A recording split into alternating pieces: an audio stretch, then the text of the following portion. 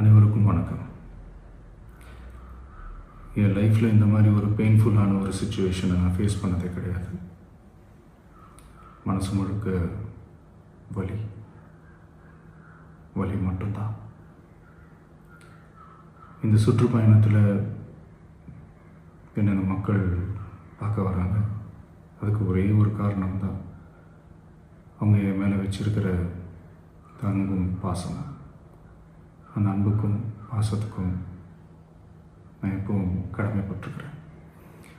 அதனால தான் இந்த சுற்றுப்பயணத்தில் மற்ற எல்லா விஷயங்களையும் தாண்டி மக்களுடைய சேஃப்டி, அதில் எந்த காம்ப்ரமைஸும் பண்ணிடக்கூடாதுன்றதுக்காக தான் அது என் மனசில் ரொம்ப ஆழமாக இருக்கும் அந்த எண்ணம்.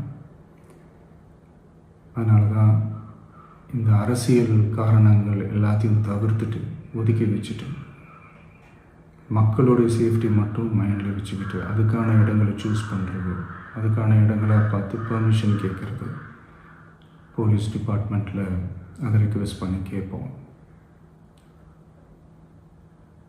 ஆனால் நடக்கக்கூடாதது நடந்துருச்சு. நானும் மனுஷன் தானே.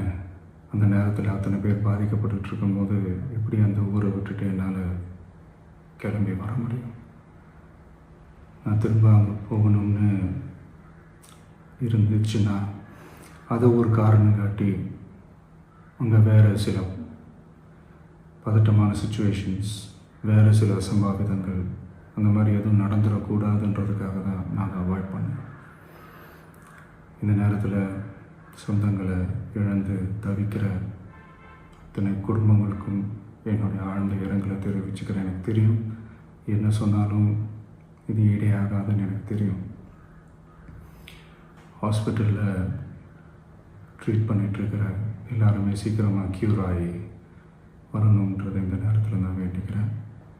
கூடிய சீக்கிரமே உங்கள் எல்லாரையும் நான் சந்திக்கிறேன். இந்த நேரத்தில் எங்களுடைய வலிகளை, எங்களுடைய நிலைமையை புரிஞ்சுக்கிட்டு எங்களுக்காக பேசின அரசியல் கட்சிகளை சார்ந்த நண்பர்கள், தலைவர்கள் அனைவருக்கும் என்னுடைய நன்றியை தெரிவிச்சுக்கிறேன். கிட்டத்தட்ட ஒரு 5 மாவட்டத்துக்கு பிரச்சாரத்துக்கு போனோம். இந்த மாதிரி எதுவுமே நடக்கல. ஆனால் கரூரில் மட்டும் ஏன் எப்படி நடக்குது, எப்படி நடக்குது? மக்களுக்கு எல்லா உண்மையும் தெரியும். மக்கள் எல்லாத்தையும் பார்த்துக்கிட்டு இருக்கிறாங்க. கரூரை சேர்ந்த அந்த மக்கள் அந்த உண்மையெல்லாம் வெளியில் சொல்லும்போது எனக்கு கடவுளே நேரில் வந்து இறங்கி அந்த உண்மைகள்லாம் சொல்கிற மாதிரி எனக்கு தோணுச்சு. சீக்கிரமே எல்லா உண்மைகளும் வெளியில் வரும்.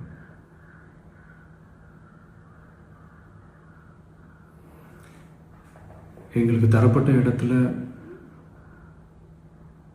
நாங்கள் போய் அந்த ஸ்பாட்டில் நின்று நாங்கள் பேசிட்டு வந்தோம். அதை தாண்டி எந்த தவறும் எங்கள் சைடில் நாங்கள் எதுவுமே செய்யலை.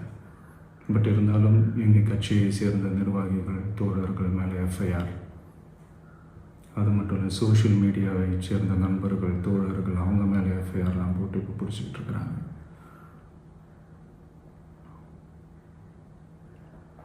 சிஎம் சார், உங்களுக்கு ஏதாவது இந்த பழி வாங்கணும் அப்படின்ற எண்ணம் ஏதாவது இருந்துச்சுன்னா என்ன வேணாலும் பண்ணுங்க. அவங்க மேலே கை வைக்காதீங்க.